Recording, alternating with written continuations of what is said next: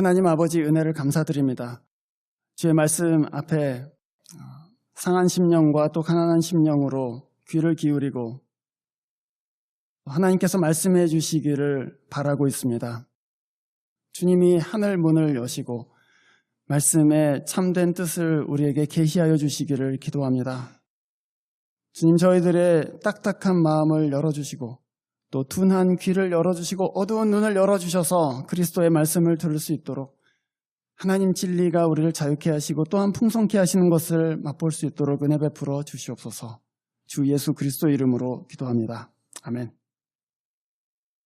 지난 시간에 저희들은 세상을 사랑함에 대해서 함께 말씀을 나눴습니다. 사도 요한은 세상을 사랑하는 것이 우리로 하여금 그리스도인으로서 살지 못하게 막는 그런 내적인 방해물이다 이렇게 말하고 있는 것과 같습니다. 오늘은 우리가 읽은 본문에서 적그리스도라는 어떤 한 인물이 나옵니다. 그리스도의 적대자 이렇게 번역되어 있는데요. 오늘은 사도 요한이 우리 밖에 있는 방해물에 대해서 그렇게 말씀하고 있습니다. 우리로 하여금 그리스도를 믿고 따르지 못하게 하는 방해 세력이 있습니다. 그리고 그것을 여러분은 조심하셔야 됩니다. 이렇게 말하고 있습니다. 본문 18절에 여러분, 요한은 마지막 때에 사단이 큰 표징과 기적을 보이면서 성도들까지도 실족시키려고 한다.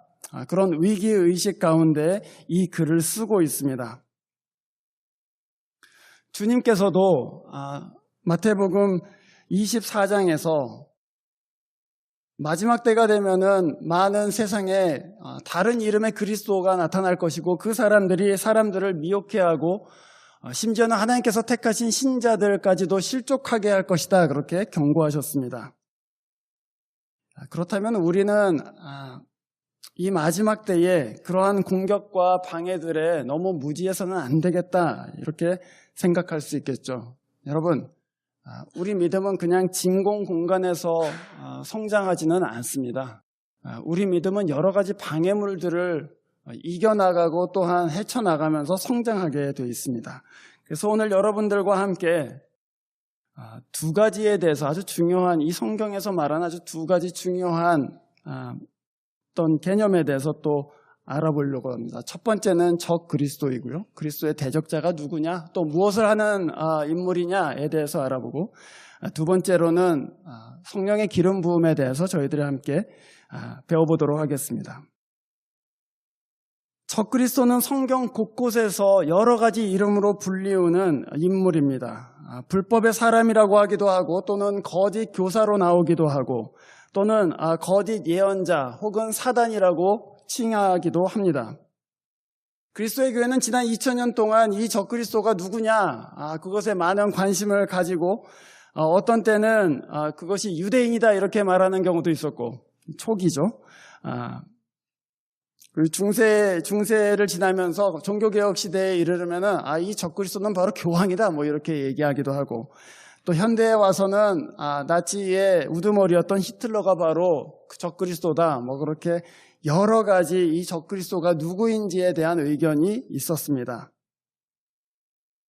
그런데 여러분, 우리의 관심은 이 적그리스도가 도대체 우리 시대에 누구냐 하는 것에 있지는 않습니다.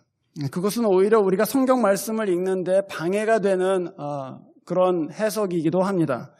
우리의 관심은 이 적그리스도가 누구냐에 있지 않고 그 적그리스도가 무엇을 하는 사람이냐 거기에 있습니다. 오늘 본문 22절에 보면 누가 거짓말쟁이입니까? 예수가 그리스도이심을 부인하는 사람이 아니고 누구겠습니까? 그렇게 얘기했습니다. 적그리스도가 누구이건 간에, 그것이 사람이건 그것이 어떤 인스티튜션이건 그것이 어떤 사상이건 무엇이건 간에 적그리스도가 하는 일은 예수가 그리스도이심을 믿지 못하게 하는 것입니다. 신자들을 미혹해서 그리스도를 따르지 못하게 하는 것, 신자가 그리스도를 주로 고백하지 못하게 하는 것, 또는 불신자들이 그를 알지 못하게 하는 것, 그것이 바로 적그리스도가 하는 일이죠. 바울도 고린도후서 4장에서 사단이 불신자들의 마음을 어둡게 해서 복음의 빛을 보지 못하게 한다 그렇게 얘기했습니다. 우리 마음을 어둡게 해요. 심지어는 신자의 마음도 어둡게 합니다. 그래서 그리스도의 명확한 빛을 보지 못하게 하고 그를 하나님의 아들로 또 그리스도로 인정하는 것을 주저하게 만들기도 합니다. 또는 고린도후서 11장에 보면 사단이 광명의 천사로 가장하고 나타나서 우리를 미혹해 한다. 그런 얘기들도 합니다. 성경은 우리한테 이런 신앙의 여러 가지 장애물들에 대해서 두 가지로 명합니다. 첫 번째는 분별하라 이렇게 얘기합니다. 다 받아들이지 마라. 어느 것이 그리스도께 속한 영이고 어느 것이 그리스도께 속하지 않은 것인지를 분별해야 된다 이렇게 말합니다. 두 번째로는 그 영에게 대적하라 이렇게 얘기합니다. 그것이 사단으로부터 온 것이라면 너희는 사단을 대적해라 그렇게 얘기합니다. 여러분, 특별히 우리 교회의 리더들은 또 교회를 섬기고 있는 저희들은 특별히 그렇게 해야 될 줄로 압니다. 왜냐하면 사단은 항상 교회를 믿음에 이르지 못하도록 공격하고 우리 마음 가운데 어둡게 하고 또 우리를 죄에 빠지게 하고 우리로 하여금 시기하게 하고 그런 일들을 통해서 예수를 주로 고백하고 그 뒤를 따르는 것을 막기 때문입니다. 기도에 깨어 있어야 되겠습니다, 여러분. 교회야말로 이 적그리스도가 무너뜨리려고 하는 하나님의 무기이기 때문입니다. 이런 이유로 요한은 오늘 이 적그리스도에 대해서 저희들 가운데 주의를 환기했습니다. 그런데 그는 동시에 적그리스도가 우리가 대적해야 될 대상이고 또한 분별해야 되는 대상이다라고 말하고 동시에 신자에게는 그런데 이 적그리스도가 아무리 공격하고 무너뜨리려고 해도 신자 안에는 그리스도를 주로 고백하게 하는 그 어떤 것이 있습니다 하면서 성령의 기름 부으심을 얘기했습니다. 신자 안에 성령의 기름 부으심이 있습니다. 그 성령의 기름 부으심에 대해서 저희들이 두 가지로 알아보려고 합니다. 첫 번째는 성령의 기름 부음은 우리로 하여금 하나님의 아들, 예수가 하나님의 아들이시고 또한 메시아시라는 것을 분명하게 확신하도록 하십니다. 우리가 흔히 성령의 기름 부음을 얘기할 때 그것을 어떤 신비적인 어떤 경험으로 생각합니다. 몸이 떨리고 막 환상이 보이고 이상한 말이 떠오르고 그런 것으로 생각하지만 기름 부으심은 사실은 이 본문에 의하면 어떤 신비주의적인 그런 예언이나 경험을 얘기하는 것은 아닙니다. 그것은 오히려 특별한 가르침과 확신을 얘기합니다. 우리가 본문 20절에 보면은 이렇게 되어 있습니다. 여러분은 거룩하신 분에게서 기름 부으심을 받아 모든 것을 알고 있습니다. 그렇게 얘기했고 27절에 보시면은 여러분은 기름 부어주신 것이 여러분 속에 있기 때문에 참된 가르침을 갖고 있습니다. 이렇게 얘기했습니다. 말하자면 신자 안에는 성령께서 주시는 기름 부음이 있고 그 기름 부음이 우리로 하여금 저분이 바로 그리스도이시다. 네가 성경에서 읽고 있는 이 분이 바로 하나님의 아들이시다. 그가 바로 이 세상의 구주이시다라고 우리에게 증거하신다는 얘기입니다. 기름 부음은 예수 그리스도가 바로 우리의 구주이시라는 확신에 관한 것입니다. 성령께서 우리 안에 내주하시면서 신자 마음 안에서 증거하세요. 그가 네가 따라야 될 그분이야. 그렇게. 네가 지금 이 길이 좋아 보이겠지만 네가 진짜 가야 될 길은 예수를 따르는 길이야. 그가 하나님이신 거야. 그러고서는 우리 신자 안에서 그 기름 부음이 우리에게 확신을 주세요. 우리 마음이 혹 미혹되기도 해요. 혹시 이 길로 가야 되는 거 아닌가. 두려움이 우리를 하나님 아들의 뒤를 따르는 길에서 우리를 벗어나게 할 수도 있어요. 하지만 우리 안에 있는 그 성령의 기름 부음이 그렇지 않다. 예수를 따라가야 된다. 그가 바로 구원자이시다 하고 우리에게 증거해 주시는 것이죠. 이것은 교육 수준하고 상관없는 일입니다. 우리가 디그리가 많이 있다고 해서 이 예수를 주님으로 받아들이는 것은 아닙니다. 초등학교도 나오지 않은 분들도 하나님께서 그 안에 성령의 기름 부으심을 주시기 때문에 누가 참 이 세상의 구주이신지를 정확하게 알게 돼요. 그래서 저 하나님의 어린 양이 바로 그리스도이시다 하고서 알아보게 되는 것이죠. 그런데 오늘 27절에 보면 그 기름 부으심이 우리 안에 있으면은 여러분은 아무에게도 가르침을 받을 필요가 없습니다. 그렇게 얘기했습니다. 그러면은 기름 부음이 있으면 신자는 선생도 필요 없고 주일학교도 필요 없고 아무에게도 가르침 받을 필요가 없다는 얘기일까요? 그것은 아닙니다. 이 기름 부음은 신자가 알아야 될 모든 것에 관한 것이 아니고 이 기름 부음은 예수가 그리스도라는 확신에 관한 것입니다. 성령의 기름 부음이 없이는 믿을 수가 없다는 얘기입니다. 아무리 성경을 가르쳐봐도 또 아무리 예수 그리스도에 대한 기록을 읽어보고 성경을 읽어보아도 우리 안에 계신 그분이 우리에게 증거해 주시지 아니하시면 신자 안에 믿음이 생기지 않는다. 그것을 말하는 것이죠. 그래서 신자가 믿음에 이르게 되는 것은 사실은 두 가지 소스를 통해서 우리가 믿음에 이르게 됩니다. 첫 번째로는 외적으로 선포된 말씀 또는 기록된 말씀을 읽어요. 가르침을 받습니다. 예수에 대해서 들어요. 아, 그런 분이었구나. 그런데 또 한편으로 더욱 중요한 것은 이 신자 안에 하나님께서 성령을 주세요. 그래서 그 성령이 네가 들은 그분이 바로 그리스도다 하고 증거해요. 여러분, 어느 게 더 중요합니까? 내적으로 증거해 주시는 분이 계셔야지만 우리가 예수를 믿을 수가 있게 됩니다.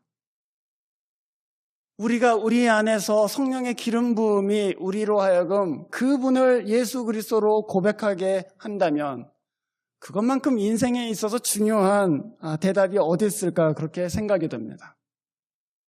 여러분, 이 인생에 있어서 가장 중요한 질문이 무엇입니까?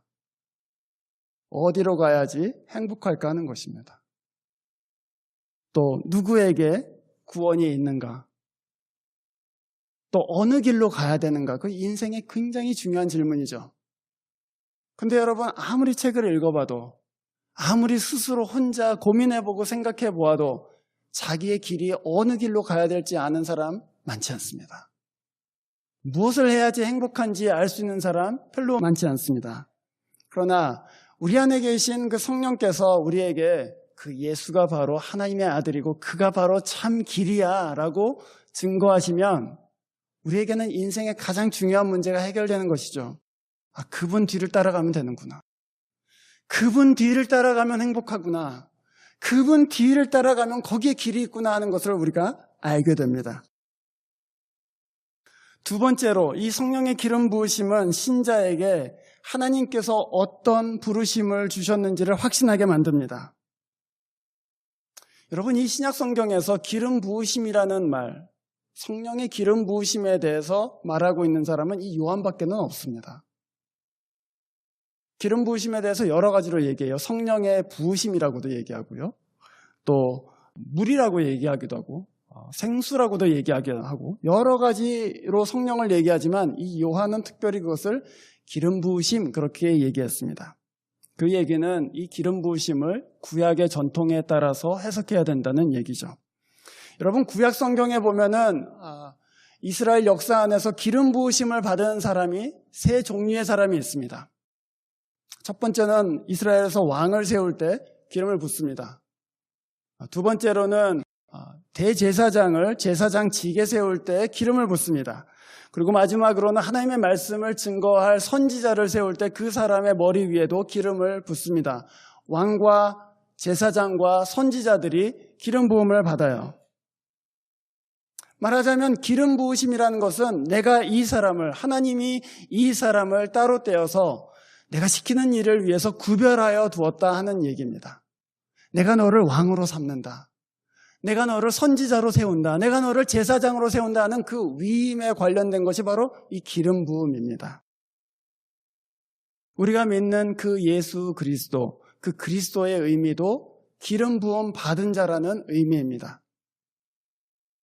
따라서 우리가 만약에 신자 안에 성령의 기름 부으심이 있다는 것은 다만 그것을 성령의 아웃포링이 있다는 것을 의미하는 것만은 아닙니다.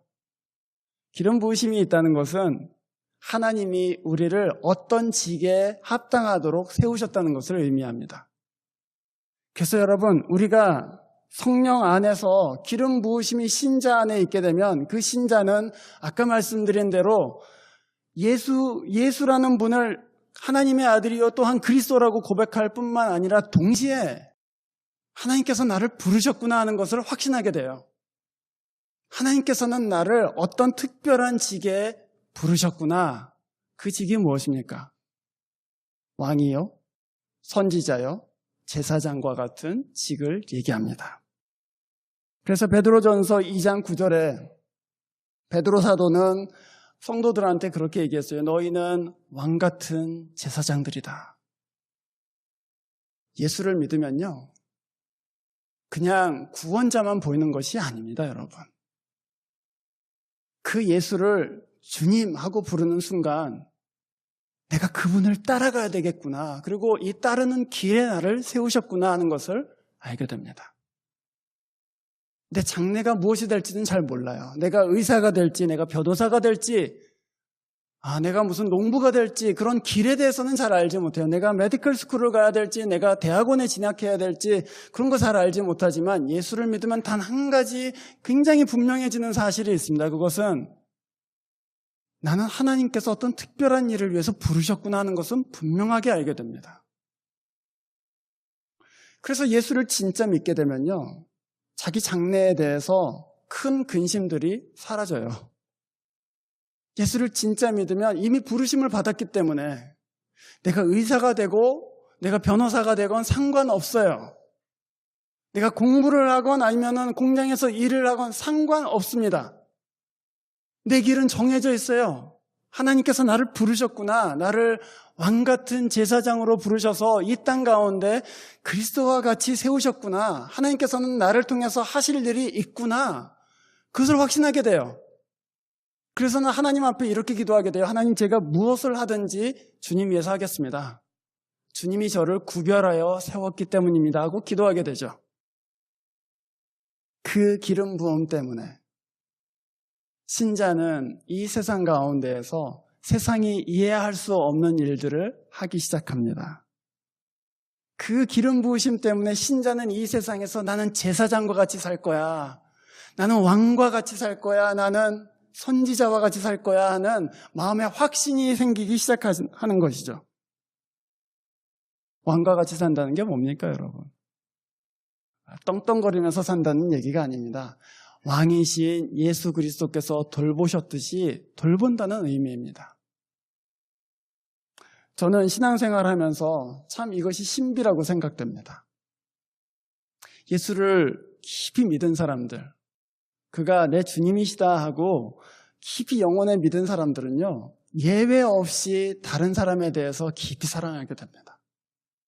누가 가르쳐주지 않았는데 교회를 쓸고 닦고 막 이러기 시작해요. 교회를 굉장히 소중하게 생각하기 시작하고 자기 주변에 있는 사람들의 삶에 대해서 굉장히 관심 가지기 시작하고, 그리고 그 마음 아픈 것, 그 눈물 흘리는 것, 그 가난한 것에 대해서 마음이 자꾸 쓰이는 것을 알게 돼요.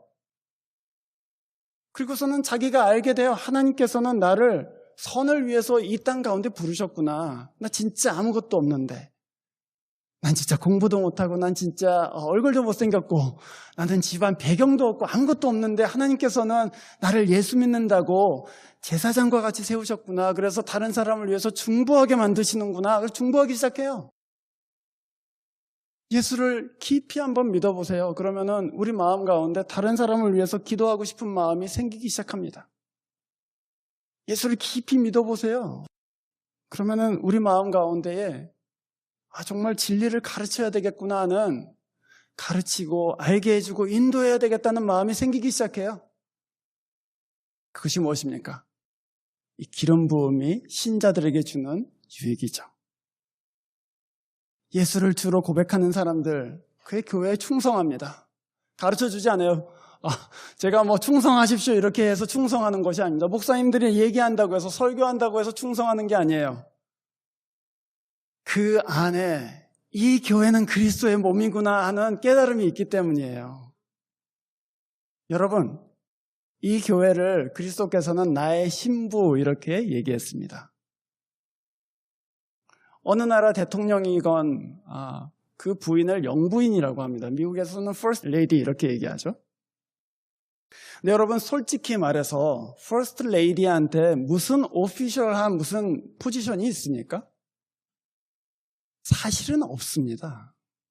사실은 없어요. First Lady는 그냥 자기 남편이 대통령 되는 바람에 그 자리에 서 있는 사람이지 국민들이 투표를 해갖고 뽑은 사람들이 아니죠. 그러나 여러분, 영부인이 되면 국민들이 다 그 영부인을 존귀하게 생각하게 됩니다. 왜냐하면 그 대통령의 부인이기 때문이죠. 여러분, 우리가 그리스도를 깊이 사랑하면 성령의 기름 부으심이 우리에게 저분이 바로 네 주님이셔 그렇게 증거하시면 우리는 그분의 신부인 교회를 깊이 사랑하게 돼요. 아무리 못생겨도 사랑하게 돼요. 아무리 바보같이 생각되어도 깊이 끌어안고 중보하고 가르치고 돌보고 하게 된다고요. 그게 신자들 마음 가운데 일어나는 성령께서 주시는 기름 부음이죠.